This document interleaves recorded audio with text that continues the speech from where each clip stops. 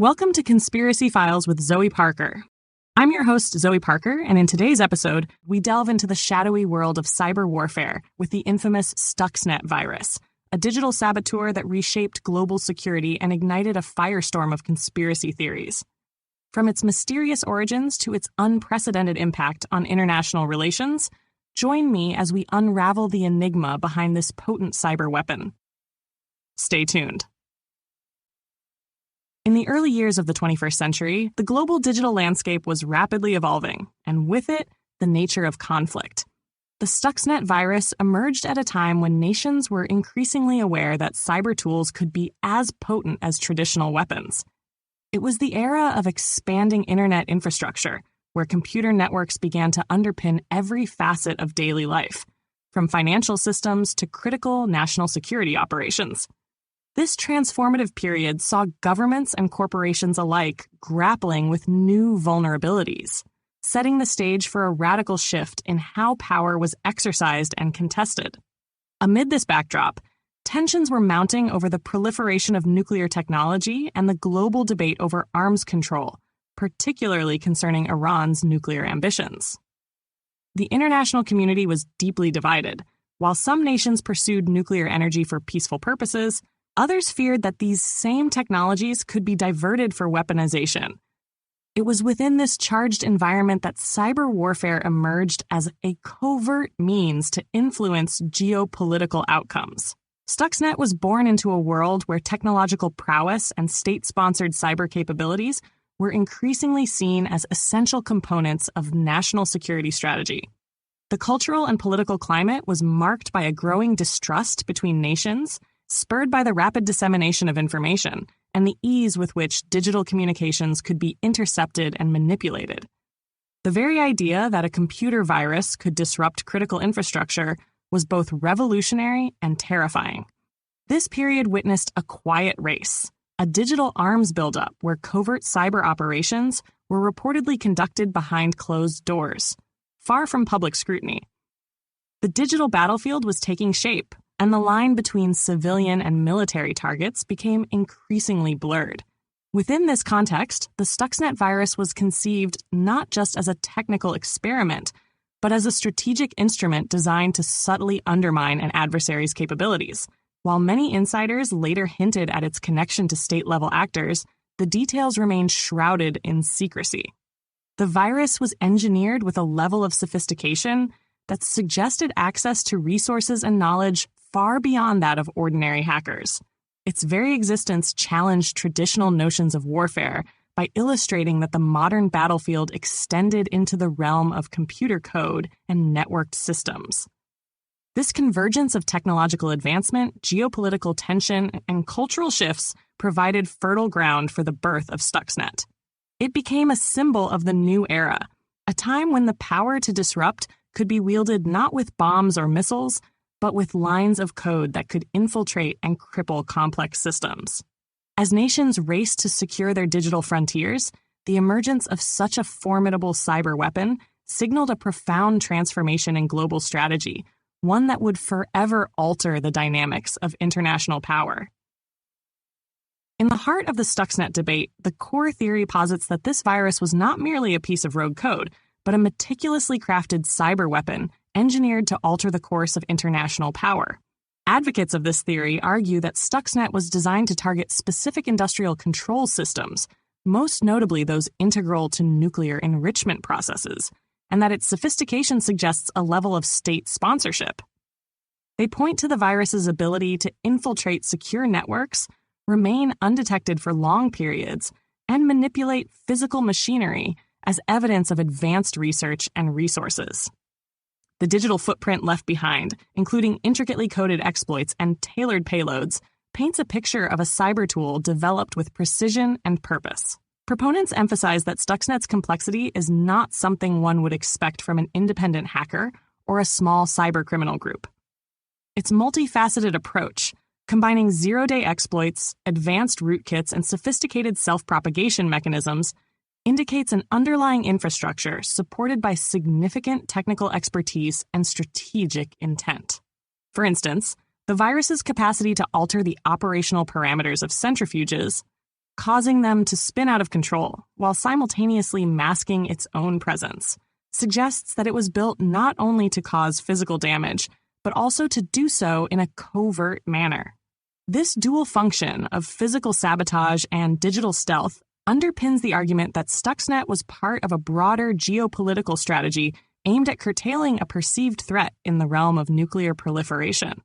At the same time, the core theory acknowledges the intricate layers of evidence that have emerged from various analyses over the years. Cybersecurity experts have dissected its code, revealing a level of complexity that has led many to believe that multiple teams with distinct specializations were involved in its development. Some analyses suggest that the virus was constructed with modular components, allowing for updates and modifications as new vulnerabilities were discovered. This modular design is seen by supporters as indicative of a long-term strategic plan, one that evolved in tandem with the shifting landscape of global cybersecurity. They argue that such an approach would be consistent with a nation-state's capacity to invest in ongoing cyber operations and adapt to emerging technological challenges. On the other side, some theorists suggest that Stuxnet's deliberate targeting and stealth capabilities serve as a case study in asymmetric warfare, where digital tools are used to level the playing field against adversaries with superior conventional military might. The virus is seen as a paradigm shift in how conflicts are fought, an invisible, precise strike that leaves minimal collateral damage while achieving significant strategic outcomes.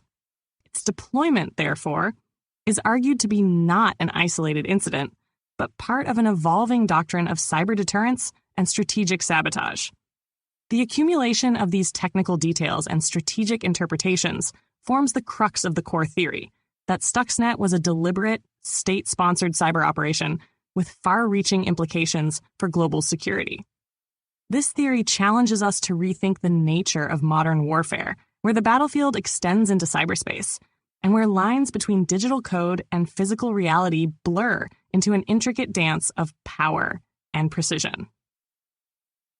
Despite the impressive technical achievements and detailed analyses surrounding Stuxnet, a host of unanswered questions continue to fuel speculation and debate. One of the most perplexing issues is the virus's enigmatic propagation pattern. Unlike typical malware that spreads indiscriminately, Stuxnet appeared to follow a highly selective pathway, targeting only specific industrial control systems, while leaving countless other networks untouched. This selective behavior raises the question: what hidden criteria dictated its spread, and why was it so carefully calibrated to avoid collateral damage? Observers remain divided over whether this was the result of an elaborate design or an unforeseen byproduct of its complex code. Another enduring mystery concerns the virus's dual capacity for both digital infiltration and physical disruption. While its ability to manipulate industrial machinery is well documented, the precise mechanisms by which it translated digital commands into tangible mechanical failure remain only partially understood. This gap in knowledge has led to numerous theories about the existence of undisclosed components or additional layers of programming that may have been intentionally hidden. The lack of full transparency on this point leaves room for interpretation and has become a cornerstone for those who argue that Stuxnet was part of a larger, covert cyber operation. Moreover, the timeline of Stuxnet's development and deployment presents a puzzle of its own. The virus emerged at a moment when cyber warfare was still in its infancy, yet its sophistication seems to suggest years of undisclosed research and development. Questions linger about how such advanced capabilities could have been assembled in a relatively short time span, and whether there might be other, even more sophisticated tools that have yet to be revealed. This temporal anomaly invites speculation about the extent of hidden cyber arsenals and the possibility of ongoing, secret projects that operate beneath the surface of public awareness. Observers also note that Stuxnet's discovery coincided with a broader surge in state-sponsored cyber activities. The virus's emergence during a period marked by intense geopolitical rivalries, especially over nuclear proliferation, suggests that its deployment may have been part of an elaborate strategy that remains shrouded in secrecy. Yet, the specific motivations behind targeting a nuclear facility, the decision-making processes involved, and the intended long-term objectives remain largely unaddressed. These uncertainties have led some to question whether the true purpose of Stuxnet has been fully disclosed or if it was merely a fraction of a far grander and more ominous plan. Finally, the aftermath of the Stuxnet incident raises as many questions as it answers. Although its immediate impact on nuclear facilities was significant, the long-term consequences for international cybersecurity and the evolution of digital warfare are still unfolding. How has the successful deployment of such a tool altered the strategic calculus of nations? And what lessons have been, or should be, learned from an operation that not only challenged conventional notions of warfare, but also redefined the potential of computer code as a weapon? The unanswered questions about Stuxnet resonate because they hint at vast, hidden layers of technological capability and geopolitical maneuvering that remain just out of reach of public scrutiny.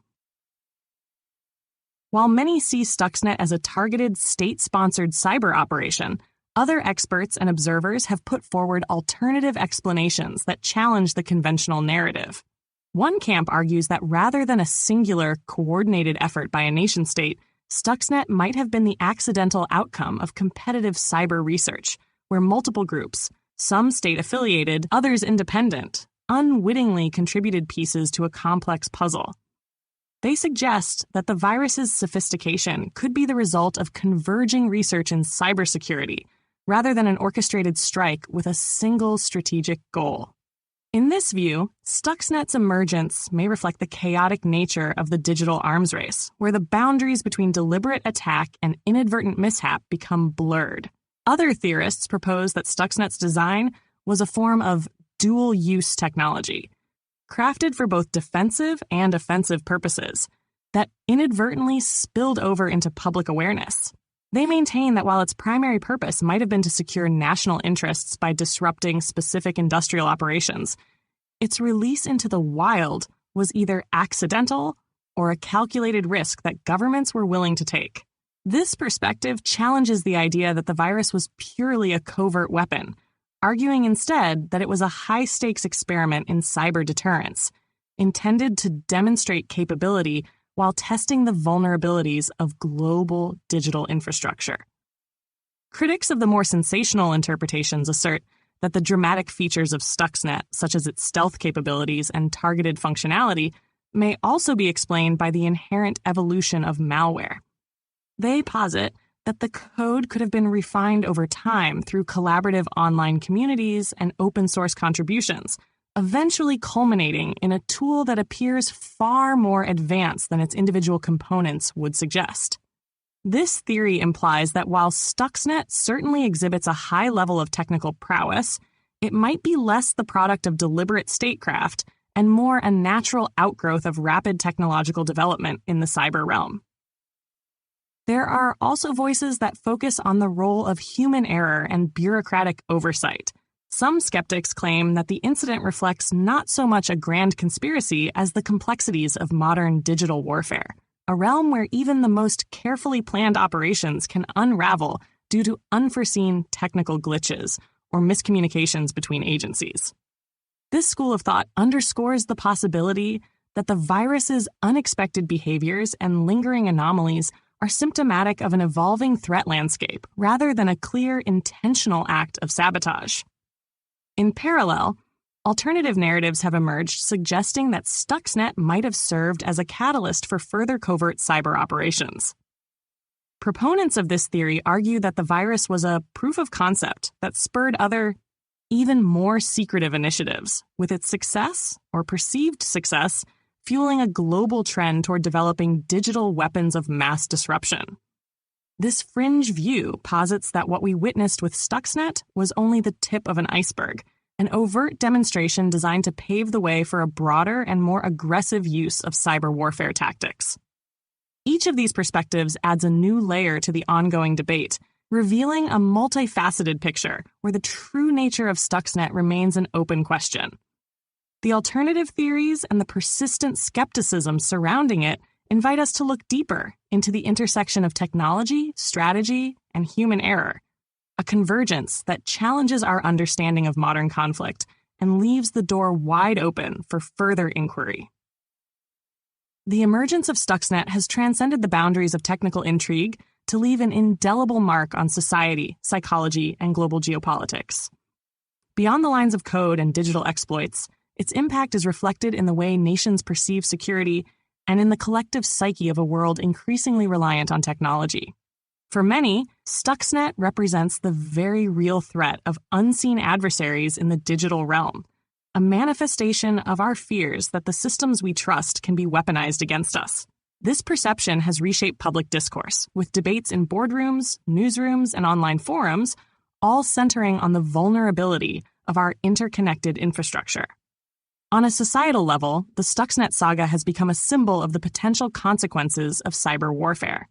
Ordinary citizens, once blissfully unaware of the intricacies of digital security, now find themselves questioning the safety of their power grids, financial institutions, and even personal devices.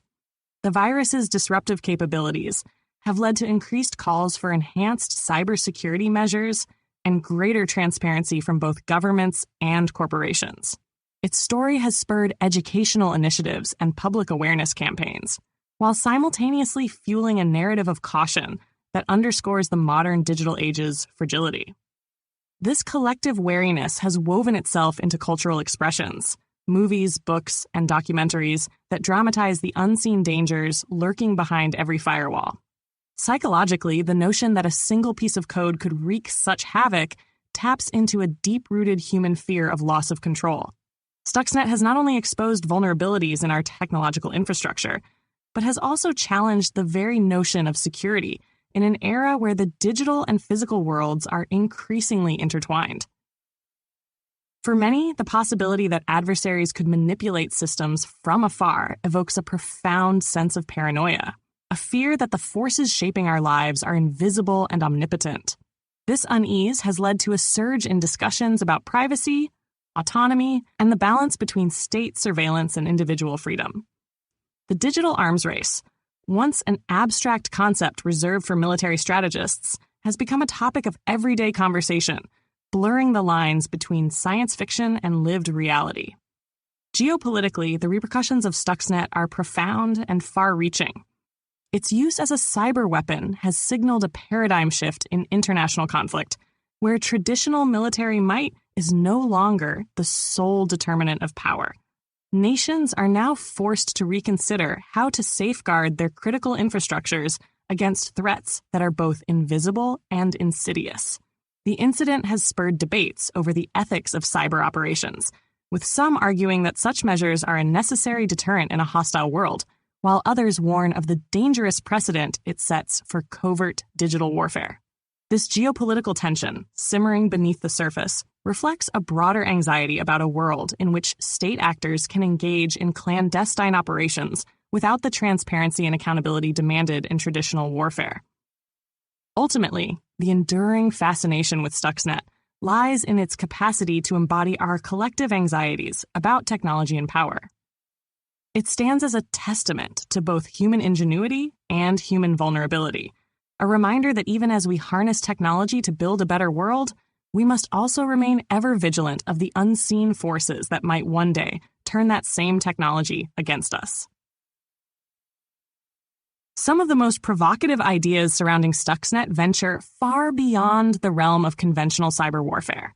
A number of fringe theorists argue that this virus was not simply a tool of statecraft, but a harbinger of a new era of digital alchemy, a technology that blurred the lines between machine code and metaphysical forces. They propose that the code itself might contain hidden instructions or encrypted messages that hint at a deliberate, almost mystical design. In this view, Stuxnet is seen as more than just a weapon. It is considered an experiment in transhuman evolution, where the digital and the organic might someday merge into something altogether different. One particularly extreme theory suggests that the virus was engineered using insights derived from quantum computing research that had not yet been disclosed publicly. Proponents of this idea claim that certain lines of Stuxnet's code display patterns reminiscent of quantum algorithms, complex, seemingly random sequences that defy classical logic. This theory posits that such an approach could allow the virus to operate in a manner that is inherently unpredictable, capable of adapting in real time to circumvent detection and countermeasures. According to these speculations, Stuxnet may have been the first practical application of quantum mechanics in cyber operations, marking a turning point in the evolution of digital conflict. Another unconventional perspective posits that Stuxnet's creation was influenced by an unexpected source, the realm of science fiction. Some fringe theorists suggest that elements of the virus's design were inspired by speculative works of literature and film, ideas once confined to the pages of dystopian novels or the reels of futuristic cinema.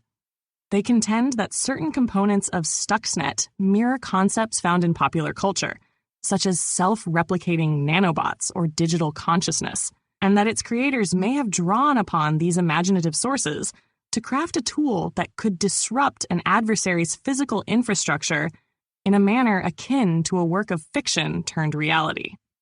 There are also those who propose that the virus was part of a broader covert experiment in information warfare, one that sought to test the boundaries of cyber capabilities and redefine modern conflict. In this narrative, Stuxnet is not an isolated incident, but a precursor to a series of digital operations that remain shrouded in secrecy.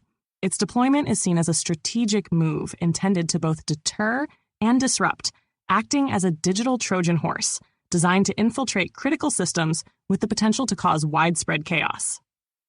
This speculative view raises questions about whether Stuxnet was merely a single weapon or part of a larger arsenal of cyber tools developed in hidden labs under the radar of public oversight. Finally, some theorists take the discussion into even more esoteric territory, suggesting that Stuxnet might represent a new form of digital consciousness, an unintended byproduct of highly advanced code that, once released, began to evolve independently of its creators. In this scenario, the virus could be seen as a self-aware entity, capable of learning and adapting in ways that blur the lines between human ingenuity and autonomous intelligence. Such ideas, while deeply controversial, challenge us to consider the potential for technology to transcend its initial programming and enter the realm of the unpredictable.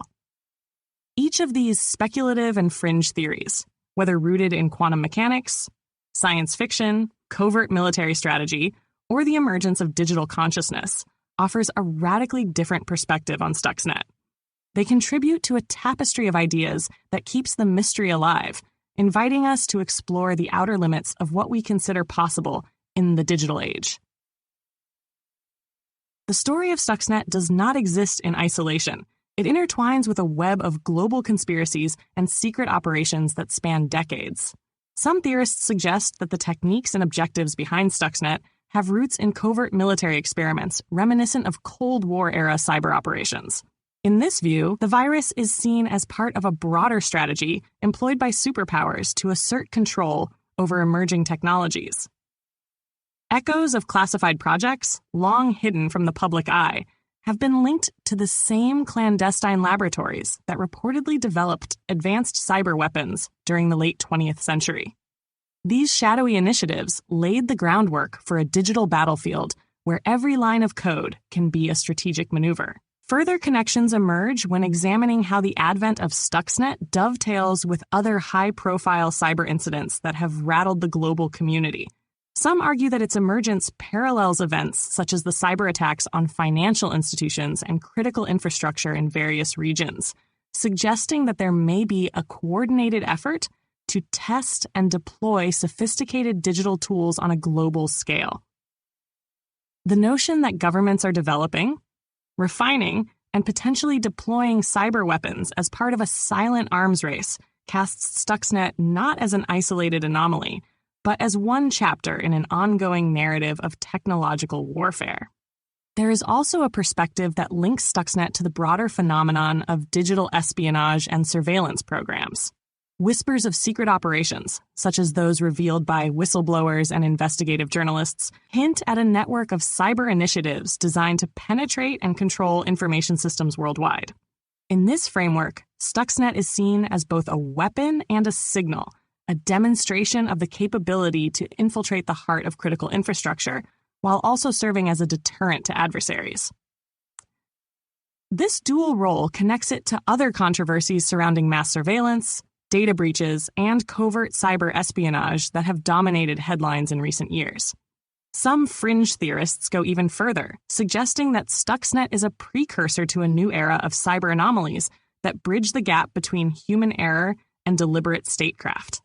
They draw parallels between the virus and various historical instances of technological manipulation, from the alleged mind control experiments of the Cold War to modern claims of deep state interference in global events. The idea here is that Stuxnet is part of a long, hidden lineage of covert operations that blend science fiction with reality, where advanced technologies are deployed not only to disrupt, but to reshape geopolitical landscapes. Additionally, there are those who argue that the techniques behind Stuxnet have been replicated or even evolved by other entities operating in the shadows. These proponents point to subsequent, less publicized cyber incidents that share similar characteristics, suggesting a lineage of technological innovation that spans borders and defies conventional regulatory oversight. Whether it's the sudden appearance of rogue software in critical systems or unexplained digital anomalies that defy immediate explanation, the fingerprints of clandestine operations seem to connect them all, weaving a tapestry of suspicion that spans decades and continents. In this light, Stuxnet becomes a nexus, a focal point where various strands of conspiracy and covert activity converge, a digital enigma that challenges us to consider the hidden forces shaping our world. Even after years of analysis and debate, countless questions about Stuxnet remain unanswered, keeping its mystery alive in the public consciousness. What underlying factors allowed such an intricate piece of malware to be conceived and executed, and why do its enigmatic characteristics continue to defy complete explanation? The absence of a definitive narrative has fostered a fertile environment for speculation, with each unexplained detail adding to the allure of the story. The public is left to wonder, was Stuxnet merely a calculated cyber operation, or does it hint at hidden capabilities and secret agendas that have yet to be fully revealed? One persistent question is why Stuxnet's design appears so remarkably advanced, almost prescient of technologies that would later become mainstream. How did its creators manage to weave together multiple zero-day exploits and a sophisticated self-propagation mechanism in a manner that specifically targeted industrial control systems? The mystery of its technical prowess has led many to suspect that there were layers of complexity and perhaps undisclosed enhancements that remain shrouded in secrecy. The possibility that similar, even more potent cyber tools could be lurking undiscovered raises both excitement and trepidation, keeping the debate in constant motion. Another enigma revolves around the timing and strategic purpose of the attack. What drove its launch at that particular moment, and how does it fit into the broader narrative of international relations and digital conflict? The decision to target nuclear enrichment facilities, for example, has spurred endless questions about the motivations behind the operation. Was it simply a demonstration of capability, or did it serve a deeper geopolitical strategy that has yet to be fully disclosed? The lack of a clear, publicly acknowledged motive means that each new development in global cyber affairs is viewed through the lens of Stuxnet, reinforcing its status as a symbol of modern digital warfare. Beyond technical and strategic concerns, there is also a lingering curiosity about the human dimension of the operation. Who were the masterminds behind it, and what drove them to craft a cyber weapon of such unprecedented scale? The individuals involved in its development, shrouded in anonymity and classified channels, remain an enigma in themselves. Their choices, their risks, and the very existence of a covert digital battleground contribute to an ongoing narrative that captivates experts and laypersons alike. The question of accountability, of who stands to gain and who might be undermined by such operations, continues to spark debates about transparency and the limits of state power in the digital age. Moreover, the ripple effects of Stuxnet have left an indelible mark on how societies view the digital realm. Its legacy persists in the continuous evolution of cybersecurity practices, the restructuring of international cyber policies, and the burgeoning public interest in digital espionage. The theory that Stuxnet was just the tip of a vast hidden cyber arsenal adds a layer of intrigue that fuels the imagination and keeps discussions about its origins and implications ever present in academic, political, and social circles. In essence, the lingering questions about Stuxnet lie not only in its technical design or strategic intent, but also in its ability to embody our collective uncertainty about the future of warfare, technology, and global power dynamics. It remains a living mystery, an unresolved chapter in the story of cyber conflict, inviting us to continually ask what we might not yet know about the digital forces shaping our world. Stuxnet stands as a multifaceted enigma at the crossroads of modern technology and covert strategy. Its intricate design, selective targeting, and profound impact on global cybersecurity have forever altered our understanding of digital warfare. The virus's emergence challenged conventional notions of security and power, raising profound questions about the boundaries between offensive operations and unintended consequences.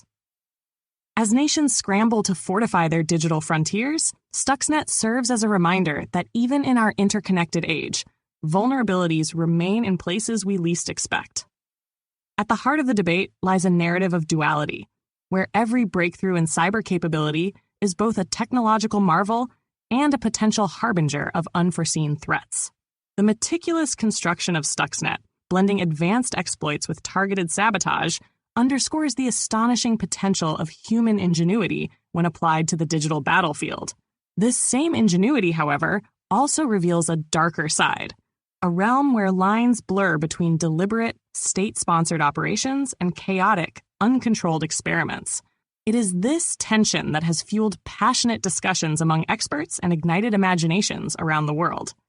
The legacy of Stuxnet extends far beyond the immediate damage it inflicted on targeted systems. Its influence can be seen in the subsequent evolution of cyber defense strategies, the increased awareness of information vulnerabilities, and the reshaping of international policies on digital conflict. Governments, corporations, and citizens alike are now more alert to the possibility that the next disruptive incident may come not from a conventional adversary, but from an unseen digital adversary lurking in the vast networks that underpin modern life. This realization has led to a paradigm shift in how we view national security and technological sovereignty, prompting an urgent reevaluation of our collective defenses. Yet, amid these technical and strategic upheavals, Stuxnet also resonates on a more personal, almost existential level. It touches on our fundamental fears, the terror of the unknown, and the unsettling possibility that something as intangible as code can alter the very fabric of our reality. It forces us to confront uncomfortable truths about control, trust, and the consequences of our relentless pursuit of technological dominance. For some, Stuxnet is a cautionary tale about the unforeseen costs of innovation, a stark illustration of the delicate balance between progress and security. For others, it is a demonstration of the extraordinary potential of cyber capabilities, a glimpse into a future where digital power might redefine the nature of conflict. In the end, the story of Stuxnet is as much about our present as it is about our future. It invites us to ponder the intricate dance between risk and reward, and to remain ever vigilant in a world where the boundaries of warfare have expanded into the digital realm. The enigma endures, not because it has been neatly resolved, but because it continues to challenge our assumptions and spur us to ask difficult questions about the nature of power, secrecy, and innovation. Thanks for listening. This has been Conspiracy Files with Zoe Parker. If you enjoyed today's episode, be sure to follow us wherever you get your podcasts. And if you'd like to support the show, gain access to bonus content, and unlock our entire library of podcasts, subscribe to the Forbidden Knowledge Network on Patreon. Patreon.com/The Forbidden Knowledge Network. Subscribe now.